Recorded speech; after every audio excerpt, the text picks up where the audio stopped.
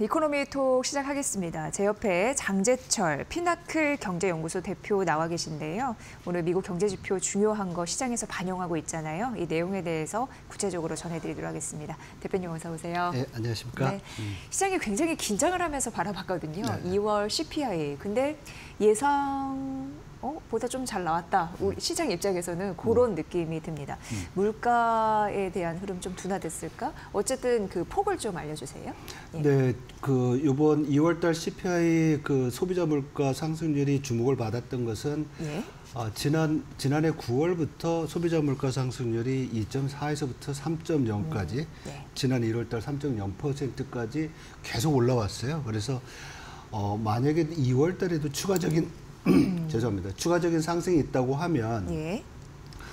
시장에서 우려했던 스태그플레이션에 대한 그 우려가 현실화될 수 있는 가능성이 있었기 때문에 주목을 많이 했었죠. 그렇지만 실제로 나온 데이터를 보면 전월 대비로는 1월 달에 0.5에서 0.2% 그리고 네. 전년 동월 대비로는 3.0에서 2.8%로 내려왔죠. 그래서 좀 둔화되는 모습을 보였고요.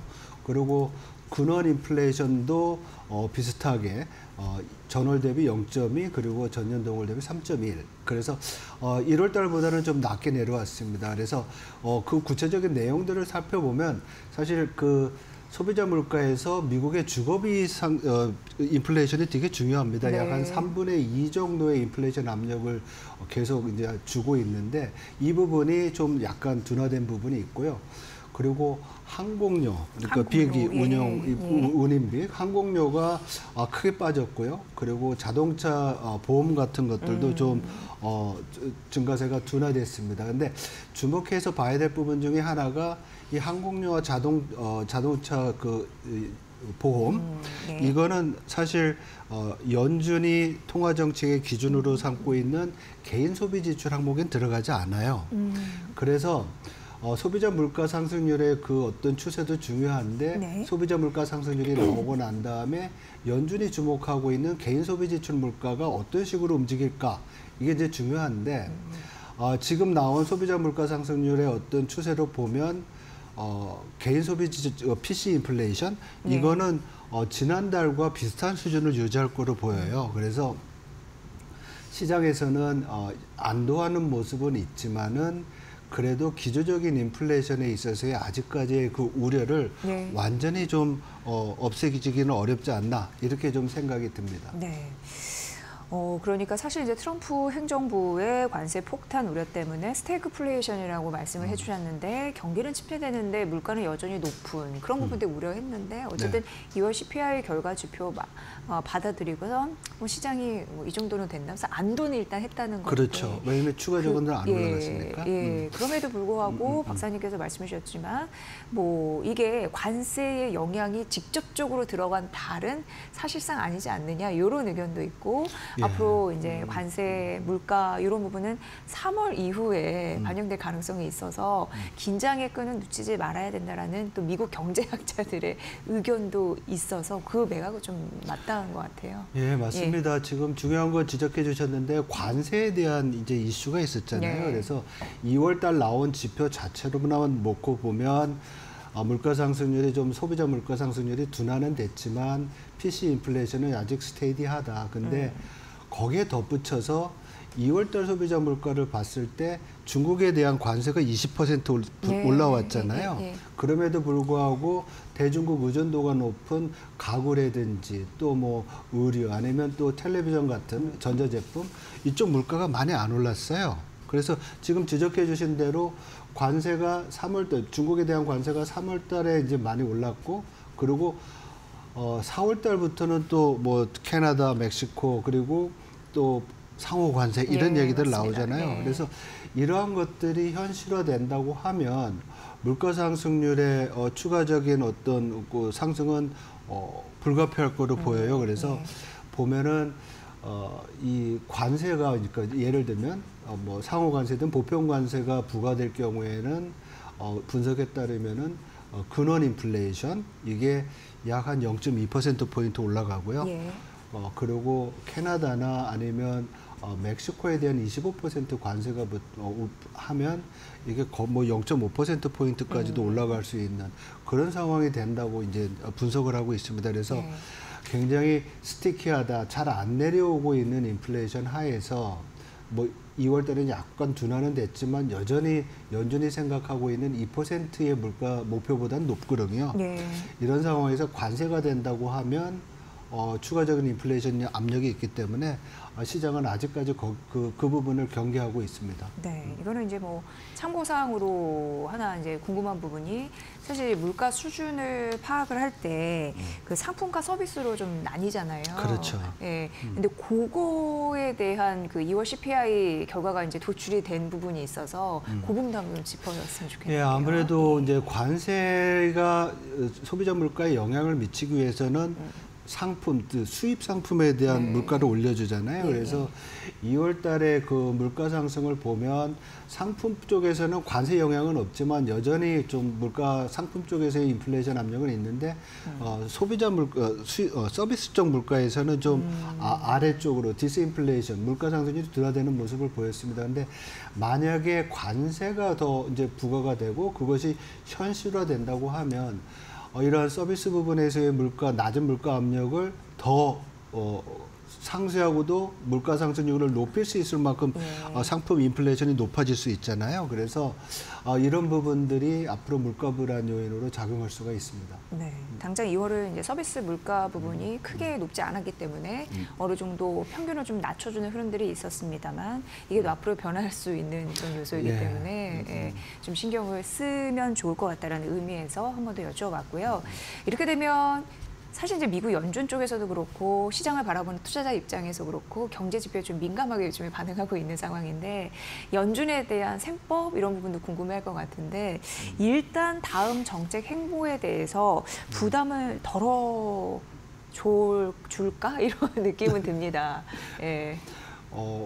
왜냐면은 물가가 좀 굉장히 끈적한데. 그렇죠. 끈적함에도 불구하고 둔화가 됐으니까 그렇죠. 시장은 예. 처음에 예. 이거 뭐 스태그플레이션이 완화돼가지고 좋지 않을까 했는데 네. 계속 이제 관세에 대해서 질문하시고 지적하듯이 관세에 대한 불안이 있습니다. 그래서 연준이 이 부분을 그냥 편안하게 생각할 수 있는지. 그래서 제 생각으로는 이제 3월 19일 날 통화정책 결정을 하잖아요. 금리 결정을 하는데 적어도 이번 달까지는 그동안의 관망세를 유지하지 않을까 이렇게 생각을 합니다. 왜냐하면 지난번 정책회의에서도 이 관세에 의한 인플레이션의 불확실성을 감안한 부분이 있었거든요. 그래서 이 부분이 여전히 지금 진행 중이라는 점에서 볼 때 2월 소비자 물가가 좀 둔화되더라도 상당히 그 끈적끈적한 물가의 문제가 해결되지 않았고 또 관세로 인해서 물가 상승 압력이 커질 수 있을 거라는 불확실성이 있어서 일단은 좀 3월 달에는 동결하지 않을까 이렇게 생각을 하고 있습니다. 근데 그것보다 더 중요한 것은 지금 시장이 굉장히 조정을 받았잖아요. 네. 그리고 시장이 조정을 받으면 연준이 물가와 고용을 보지만은 또 전반적인 금융 여건을 봅니다. 그렇죠. 그래서 우리가 그걸 파이낸셜 컨디션이라고 하는데 주식 시장이 이렇게 조정을 받을 때는 그런 금융 여건이 긴축적이다라고 생각을 해서 우리가 보통 얘기하는 페드 풋 금리 인하에 대한 어떤 여건이 마련되고 있거든요. 이건 또 다시 더 이제 뭐 주식 시장이 떨어지면 주가가 떨어지면 가계의 자산이 약화되는 거잖아요. 그러면 소비가 줄게 되고 소비가 줄면 또 경기 둔화나 침체로 갈 수도 있잖아요. 그런 면에서 보면 뭐 지금 6월 달에 금리 인하가 시장에서는 예상이 되고 있지만 일부에서는 3월 달엔 동결하더라도 5월 달에 금리 인하할 수도 있다. 이런 또 전망도 나오고 있습니다. 네. 금리 인하 확률에 조금 더 베팅할 수 있는 재료가 일단 오늘은 나왔다. 간밤에. 네네. 이렇게 좀 생각해 보시면 될 것 같고요. 지금 2월 CPI의 그 결과만 봐서 경계 심리를 늦추지 마세요라고 언급을 하고 있는 상황이지만 지금 관세에 대한 스케줄은 굉장히 빡빡하게 돌아가고 있는 상황입니다. 네. 미국 쪽에서는 철강, 알루미늄 25% 관세를 발효하는데 한국 같은 경우에는 그 뭐랄까 면세 쿼터를 폐지하겠다 그런 이슈도 있고, 그래서 유럽이 대응하는 게 이제 41조 원 정도 상당의 뭐 알루미늄, 철강뿐만 아니라 그 농산물 가전 제품에 대해서 우리는 관세를 좀 매기겠다. 네. 계속 맞대응을 여러 각국에서 하겠죠. 네. 그런 부분이 물가 상승에 촉발이 될 것 같기도 하고, 어쨌든 그 스케줄은 계속 우리가 받아들일 수밖에 없는 거죠. 그렇죠. 이 모든 뭐 게임이라고 하면 이 주도권을 가진 게 미국이고 트럼프 대통령이 지금 다 주도를 하고 있잖아요. 네. 그래서 뭐 한국도 어쩔 수 없게 그 플레이에 따라갈 수밖에 없는 건데 네. 그렇게 따라간다고 했을 때 제일 피해가 되는 것이 이제 관세를 통한 전반적인 글로벌 교역의 위축 그리고 물가 상승이잖아요. 그런데 이 문제에 대해서 일각에서는 트럼프 대통령의 협상의 기술, 그래서 관세로 협박을 하고 얻을 거 얻으면 관세를 철회한다든지 뭐 지금처럼 유보했다가 완화해 준다든지 이런 이제 얘기를 하는데요. 저는 기본적으로 지금 트럼프 행정부가 올해 12월, 11월 달까지 이 계획을 발표한 걸 보면 이 관세에 대한 이 이슈는 계속될 것 같아요. 네. 그래서 그러면서 지금 차트에서 보시다시피 우리가 지금 얘기하고 있는 이 관세주는 뭐 자동차 반도체만 얘기하지만 11월 말까지 보면 구리와 목재에 대한 관세 조사를 한다고 그러거든요. 네, 네. 이 얘기는 올해 말까지도 여러 가지의 관세 스케줄이 어쩌면 다 있는 거 아니냐 이런 생각이 들어요. 그리고 더 중요한 것은 4월 1일 날 불공정 무역에 대한 조사가 끝나고 각 국가별로 상호 관세를 매기기로 했어요. 맞습니다. 네. 근데 미국이 뭐 한국이랑 유럽만 교역하는 거 아니잖아요. 100개가 넘는 국가들과 교역을 하는데 각 나라별로 상호 관세를 매긴다고 하면 그 과정이 굉장히 길고 복잡할 가능성이 네. 큽니다. 그래서 이러한 과정에서 관세로 인한 물가 불안 이슈가 뭐 특정 항목이나 특정 국가에 의해서 계속 나올 수가 있는 거죠. 그래서 이런 불안들이 연준으로 하여금 물가가 좀 물가 지표가 좀 둔화가 되고 네. 2%대로 간다고 하더라도 저런 불확실성 때문에 금리를 내리는데 좀 주저할 수 있게 하는 그런 요인이 될 수도 있습니다. 네. 환율이 떨어지고 있는 상황입니다. 네. 네, 1,450원. 오늘 저가로 봤을 때는 1,449원까지 내려갔는데 환율 전망 어떻게 볼까요? 예. 그러니까 지금 관세 이슈가 나오고 말씀드렸듯이 미국 시장의 조정을 받고 미국의 경기에 대한 스태그 인플레이션 이슈가 나오잖아요. 예. 그러니까 달러가 약세가 됐습니다. 그런데 이러한 미국 자체의 문제보다도 지금 달러의 약세를 결정하는 중요한 또 통화가 두 개 있습니다. 하나가 네. 유로하고 하나가 엔화죠. 예. 이 두 개를 합치면 전체 달러의 가치를 결정하는 여러 가지 기축 통화 중에서 70%가 돼요. 그런데 우리가 이 유로화 강세와 엔화 강세 때문에 달러화가 약세가 됐다고도 볼 수 있거든요. 상대적으로. 그렇죠. 왜냐하면 통화라는 게 두 나라 환율이라는 게 두 나라 통화의 교환 가치잖아요. 네, 근데 상대적인. 그렇죠. 네. 그런데 유로화가 강세가 된 것은 유럽 쪽에서 지금 국방비 지출이라든지 아니면 독일 같은 경우에는 5천억 유로 정도의 인프라 펀드를 만들고 있어요. 네. 그래서 이 재정 정책을 통한 유럽 경제의 어떤 경제의 성장률의 상승 압력, 그래서 업사이드 포텐셜이라고 얘기하는 그렇죠. 그런 것들이 나타나고 있는 거죠. 그러면 미국 경제는 지금 경기 둔화에 대한 우려가 있을 뿐만 아니라 성장률 자체도 작년에 2.8에서 올해 2.2 정도로 내려올 거로 보여요. 성장은 둔화되는데 유럽 쪽에서는 경제 성장률이 더 올라갈 수 있으니까 유로는 더 강해지겠죠. 네. 근데 또 엔화 같은 경우에는 미국은 금리를 내리는데 또 일본 중앙은행은 금리를 올리잖아요. 예. 근데 이게 지금 끝나는 게 아니라 올해 연말까지도 계속될 가능성이 커요. 그 네, 얘기는 네. 달러는 약세가 될 가능성이 크다는 거죠.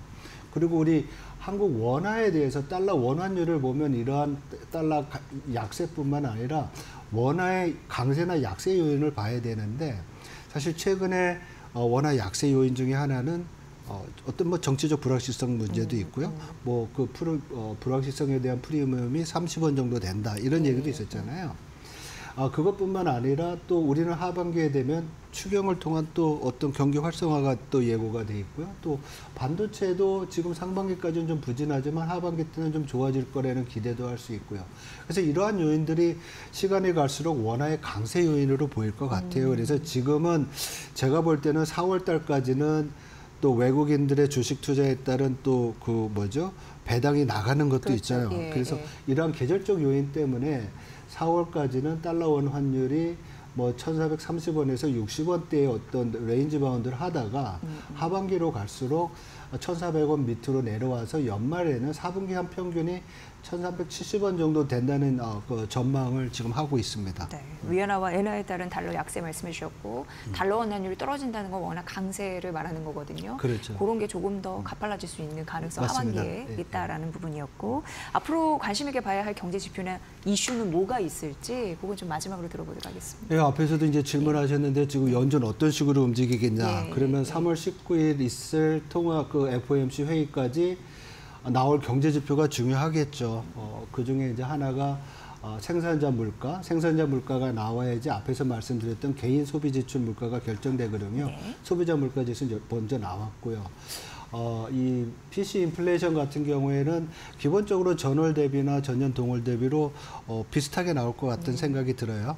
그래서 그 부분은 이제 우리가 확인해야 될 거고, 그 다음에 이제 주간으로 나오는 신규 실업 청구 건수. 예. 지금 정부 효율부가 계속 연방 공무원을 감축시키고 있잖아요. 구조조정하는데 이 부분이 얼마나 이제 이렇게 실업 청구 건수에 반영이 될지, 그래서 그게 얼마큼 올라갈지가 중요하고, 그 다음에는 1월달 나빴던 그 개인 소비 지출, 예. 소매 판매액 지수가 1월달에 전월 대비 마이너스 0.9로 되게 나쁘게 나왔어요. 그래서 2월달에 이것이 반등을 할지, 아니면 2월달에도 이게 마이너스로 나온다면 전월 대비로 같이 이제 계속 역성장을 한다고 하면 1월 달에 1, 4분기 경제 성장에 좀 많이 부담이 될 수 있는 네. 그런 요인이 될 수가 있습니다. 네, 생산자 물가, 소비 지표, 고용 지표까지 FOMC 이전에 좀 확인할 게 많은 네.